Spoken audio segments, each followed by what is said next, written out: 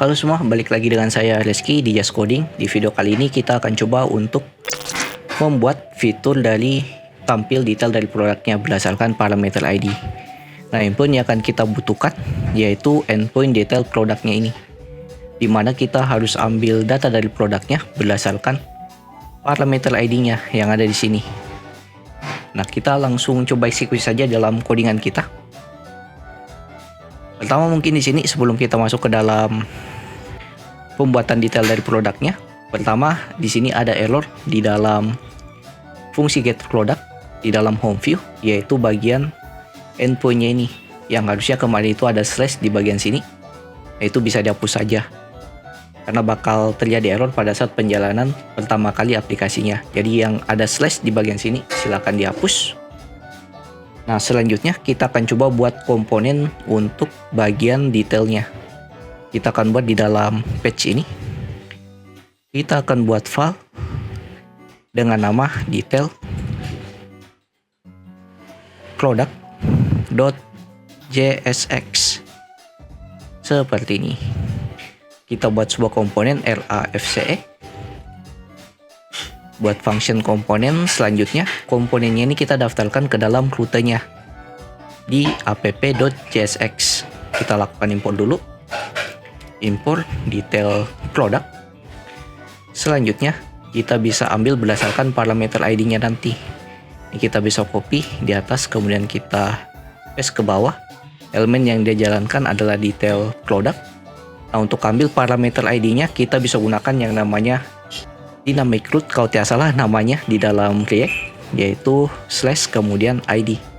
Nah, ID-nya ini yang akan kita ambil nantinya berdasarkan parameter ID yang kita terima pada saat kita mengklik detail dari produknya. Nah, detail dari produknya kita akan ambil nilainya, kita import, yaitu dengan nama useParam. Kita ambil parameternya yang ID tadi, kita bisa tampung ke dalam sini. Kita sebut saja namanya params, atau jangan params tapi sama dengan useParams. Dan di dalamnya kita ambil parameter dengan nama ID untuk mengambil nilai dari parameternya. Kita bisa coba tampilkan dulu di sini, yaitu ID product titik 2, ambil dari parameter ID seperti ini.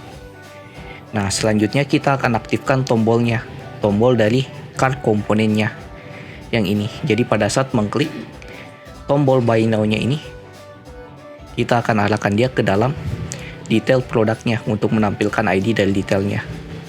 ID dari produknya. Nah, kita coba dulu, kita lakukan pemanggilan dari link supaya kita bisa berpindah dari satu halaman ke halaman lainnya nantinya. Dari recruiter DOM. Kemudian kita ganti buttonnya jadi sebuah link seperti ini, yang nanti kita buat to. Dia akan mengarah ke rute apa, kita arahkan ke rute product sesuai yang ada di app.jsx, yaitu product. Nah, ini kayaknya S-nya kita tidak perlu. Product kemudian parameter ID-nya. Nah, berarti di car product di sini product, kemudian di sini slash.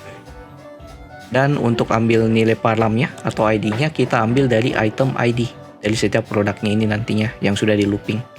Kita bisa gunakan backtick untuk ambil nilainya, item titik kemudian ID. Kita coba save.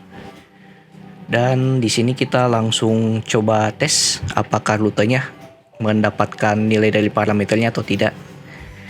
Kita jalankan aplikasi kita di e-commerce, yaitu mpn rundev seperti biasa. Aplikasinya sudah jalan dan database-nya sudah connect. Kita buka. Kita coba klik. Pada saat ini diklik, kita coba arahkan dia ke detail produknya. Kita coba klik. Nah, di sini kita dapat ID-nya. Nah, ID-nya ini sesuai dengan yang ada di URL yang kita dapatkan. Nah, selanjutnya kita akan coba implementasikan endpoint-nya ini supaya kita bisa dapat detail dari produknya, dari nama harga dari produknya, dan lain-lain. Kita coba eksekusi. Berarti kita masuk ke detail produknya. Sekarang kita bisa hapus yang tidak dibutuhkan dulu. Oke, berarti di sini kita coba gunakan import use state dan juga use effect. Nah, kemudian kita tinggal buat sebuah fungsi di dalam komponennya ini. Kita buat saja nama fungsinya cons product data, sama dengan buat berupa function atau fungsi yang mengambil nilainya nanti. Kita buat di sini product cons sama dengan wait, dan di sini kita asing. Untuk mengatasi sinkronusnya, kita panggil yaitu custom API. Atau kita import dulu saja, import from API / yaitu custom API. Ini kayaknya ada error, kita ganti / API untuk panggil custom API-nya yang ada di sini, yang ini. Oh ya, di sini tidak perlu kurung awal, kita bisa langsung kita panggil di sini dengan method get untuk pengambilan datanya, kemudian URL-nya berarti product, kemudian slash, kita panggil parameter ID-nya, kita backtick lagi yang ada di sini. Berarti cara ambilnya kita tinggal panggil dari variabel ini, kita masukkan ke paling atas dulu ke sini. Nah, kita panggil ID dari yang ada di sini, kemudian produk datanya yang kita tampung datanya ini, kita coba console log untuk cek datanya kita sudah dapat atau tidak produk. Nah, kita lakukan use effect, dan kita bisa tampung nanti nilainya di state-nya. Kita tampilkan dulu menggunakan use effect, kemudian allow callback function, dan kita panggil fungsi product data seperti ini. Nah, ini mungkin kita ambil berdasarkan langsung datanya yang kita destructuring. Kita cek di dalam web browser kita dapat nilai produknya atau tidak di konsolnya, karena kita console log di sini. Kita coba cek inspect console. Ini kita reload dulu. Nah, ini kita dapat datanya. Ada dua data yang kita dapat, yaitu data yang menampung detail dari datanya, dan juga message, yaitu untuk pesannya yang dari endpoint. Yang kita butuhkan cuman yang data ini ya, yang kita ingin tampilkan. Berarti di sini kita bisa masukkan data titik data untuk dapat datanya saja seperti ini. Ini cuma dapat datanya saja tanpa message-nya. Oke, berarti data titik data ini kita bisa tampung ke dalam state-nya. Kita buat state di sini cons dengan nama product, kemudian set product sama dengan use state, di mana nilai defaultnya kita buat kosong. Nah, di dalamnya ini kita bisa tampung nilainya. Berarti di sini set product untuk menampung nilai dari datanya, yang kita tinggal tampilkan nilainya nanti berdasarkan produknya ini mengarah ke sini untuk tampilan template-nya. Kita coba cek untuk komponen yang bisa kita gunakan. Kita bisa masuk saja ke Daisy UI. Dan komponen kita coba gunakan komponen card yang ini. Oke, untuk tampilan dari gambarnya nanti kita coba tampilkan seperti ini. Jadi di sini akan ada gambar produknya, kemudian sisi kanan itu nama produknya, harganya, dan juga untuk deskripsinya. Dan di sini tombol untuk tambah ke keranjangnya. Ini kita bisa ambil JSX-nya. copy, kita masukkan ke sini. Kita masukkan berupa fragment seperti ini, atau mungkin jangan fragment, kita masukkan berupa section. Kemudian untuk gambarnya kita bisa langsung tampilkan saja datanya dengan cara kita panggil ke sini berupa product titik image. Dari state-nya kita ambil nilai dari state-nya yang produk ini, kemudian ambil image-nya atau gambarnya. Nah, untuk alternatifnya kita panggil saja berupa product titik name-nya. Nah, kemudian untuk nama dari produknya kita ganti di sini product titik name. Kemudian untuk harganya kita gunakan spam, class name, text 3XL untuk ukurannya, kemudian kita kasih text accent untuk warnanya, dan kita kasih font bold untuk ketebalannya dari nilai produk titik price. Nah, untuk deskripsi berarti yang ada di sini kita masukkan produk titik description, dan mungkin kita kasih class name MT3, kasih margin atas 3. Kemudian di sini untuk kelas image-nya, karena kayaknya kelas dari image yang kita gunakan ini bakal kecil gambarnya atau tampilan dari gambarnya, kita bisa atur untuk tampilan gambarnya menggunakan class name, yaitu W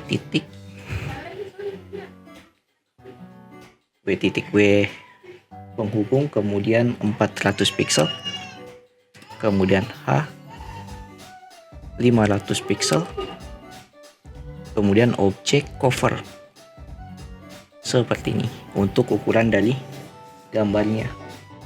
Dan untuk button keranjangnya ini kita bisa ambil sebuah icon, import FA plus from create icon slash FA. Ini udah benar belum? FA plus. Oh ya, FA plus sudah ada. Oke, kita tinggal masukkan ke dalam sini FA plus, kemudian keranjang. Oke, dan untuk ukuran buttonnya kita kasih BTN LG, yaitu ukuran large. Oke, kayaknya seperti ini. Kita cek dulu yang perlu kita ubah. Oke, kita cek tampilannya di web browser. Nah, tampilannya akan seperti ini tampilannya kalau dia full. Jadi nama dari produknya, kemudian harganya, deskripsinya, gambarnya, kemudian tombol keranjangnya. Yang kita bisa tampilkan sebenarnya masih ada, seperti mungkin kategori atau kategori dari produknya yang ini, dan juga stoknya ada berapa. Nah, berarti kita bisa masukkan saja di sini spam stok produk, ada produk titik stok. Nah, ini mungkin kita kasih kelas MT3, kemudian teks atau font bold kita buat dia tebal, dan untuk kategorinya kita bisa gunakan yang namanya baguette di Tailwind.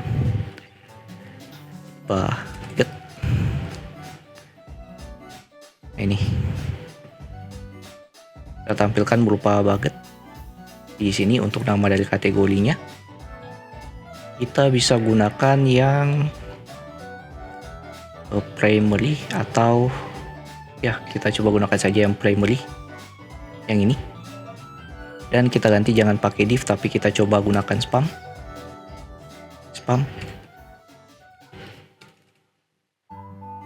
membuka sama penutupnya, kemudian tampilkan produk titik kategori. nama kategori dari produknya. Kita cek tampilannya. Seperti ini. Jadi nama produk, kemudian harganya, ini kategorinya, stoknya berapa, kemudian deskripsinya, dan ini untuk tombol keranjangnya. Nah, ini ada yang salah. Harusnya kita gunakan class name. Kita cek lagi. Oh ya, di sini class name. Coba lagi reload. Oke, udah aman. Nah, tinggal harganya yang kita kasih format, price format seperti di komponen produk kemarin. Yang ini kita tinggal copy saja price formatnya ke detail produk, ke sini, terus ke sini, kemudian kita tinggal pasang di harganya di sini, price format dalam kurung, tutup kurung, dan mungkin kita kasih margin atas MT2 supaya tidak terlalu mepet dengan nama produknya. Nah, tampilannya bakal seperti ini. Terakhir kita akan buat untuk komponennya ini dia responsif. Jadi kalau ukurannya kecil seperti ini, nah harusnya gambarnya tidak menyempit kayak gini. Kita buat dia responsif kalau tampilan mobile dan juga tampilan PC. Nah, berarti di sini kita bisa tambahkan LG.2. Jadi jika tampilannya large, kita bagi dua cardnya, yaitu untuk image dan juga card body-nya. Tapi kalau tidak, dia bakal menyusun. Jadi image-nya dulu yang ditampilkan, habis itu di bawahnya ada card body-nya. Seperti ini. Nah, ini kalau tampilannya kecil. Tapi kalau tampilannya besar di PC, nah malah seperti ini. Jadi dia sudah responsif, baik tampilan di PC maupun di mobile nantinya. Dan mungkin terakhir, kayaknya background-nya kita harus ganti warnanya karena terlalu sama dengan warna background kita. Kita kasih di sini BG base-nya ke 300. Nah, tampilannya bakal seperti ini. Oke, mungkin sekian cara kita untuk menampilkan detail dari produknya. Jadi jika Anda tanyakan, silahkan masuk ke grup Discord yang linknya ada di pin komen. Jangan lupa like, komen, dan share ke teman-teman kalian. See you next video. Have a nice day and bye.